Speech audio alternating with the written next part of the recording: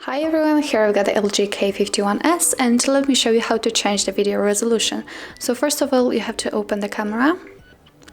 Then let's change the mode to the video and tap on the settings on the left upper corner.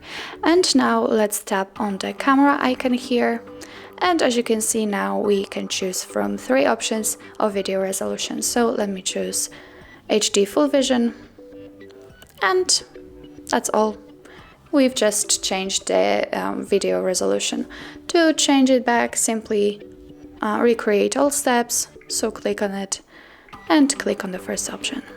And that's all. Thank you so much for watching. If this video was helpful for you, please hit the subscribe button and leave the thumbs up.